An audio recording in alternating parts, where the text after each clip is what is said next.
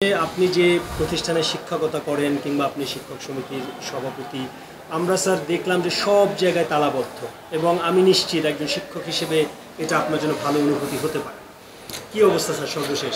ধন্যবাদ আপনাকে। এই যে আপনি দেখছেন যে আমাদের ঢাকা বিশ্ববিদ্যালয় কলাভবনে এসেছেন, এই প্রত্যেকটা রুম বন্ধ, আমাদের ক্লাসরুম বন্ধ, আমাদের শিক্ষকদের রুম বন্ধ, ইভেন কি এই যে দেখেন আমাদের লাইব্রেরি অ্যান্ড ইনফরমেশন ডিপার্টমেন্টের চেয়ারম্যানের রুমটা বন্ধ। আমরা কিন্তু যত রুম আছে এবং কি সব প্রত্যেকটা বিশ্ববিদ্যালয়ে 2 দিন আগে আমি বুয়েটে গেলাম, বুয়েটে গিয়ে আমি পরিদর্শন করে দেখলাম সবগুলো ক্লাসরুম বন্ধ, চেয়ারম্যানের রুম বন্ধ, তো লাইব্রেরি বন্ধ। তো এটা তো খুব দুঃখজনক। আমরা সেটা চাচ্ছি না। এটা আমরা তো 54 বছরের দেশ স্বাধীন হয়েছে, আমরা কি এটার জন্য আমরা স্বাধীনতা এনেছি?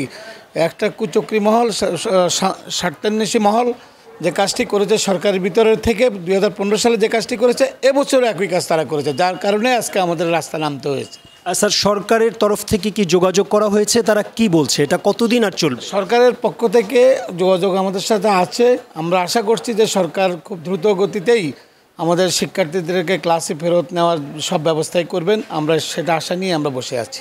স্যার, কোনো শিক্ষক বলছেন যে যদি সহসা যোগাযোগ করা না হয় তাহলে এই আন্দোলন সংক্ষিপ্ত তো হবেই না, বরং আরও বাড়বে, এমনটাই অনেক শিক্ষক। শুনেন, এই আন্দোলনটা কিন্তু আত্মমর্যাদার লড়াই। এই আন্দোলনটা তো আমাদের যে প্রত্যেক স্কিমে আমরা বিশ্ববিদ্যালয়ের শিক্ষকরা থাকবো না, আমরা যে জায়গায় ছিলাম সে জায়গায় থাকবে।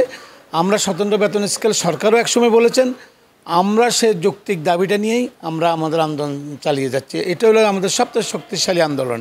এমনকি আমরা সুপার গ্রেডের কথা বলি, সেটা তো সিদ্ধান্ত হয়ে আছে যে আমাদেরকে সুপার গ্রেড দেওয়া হবে। 9 বছর কেন আমাদেরকে অপেক্ষা করতে হবে? স্যার, বিদ্যমান পেনশন ব্যবস্থায় মানে এখন যেটা রয়েছে, আপনারা একজন অধ্যাপক যখন রিটায়ার্ডে যান, অবসরে যান, প্রায় 80 লাখের উপরে 80 লাখের উপরে আপনারা টাকা পান, এবং আপনারা এটার এবং 40,000-এর মতো পান হচ্ছে অবসর ভাতা।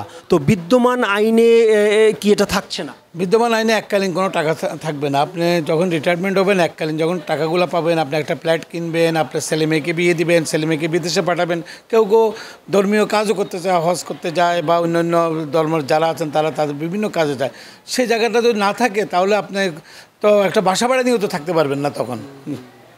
আর যে প্রত্যেক মাসে যে আপনার অবসর ভাতাটা পেতেন, এটার সুযোগটা কি কমিয়ে দেওয়া হয়েছে নাকি?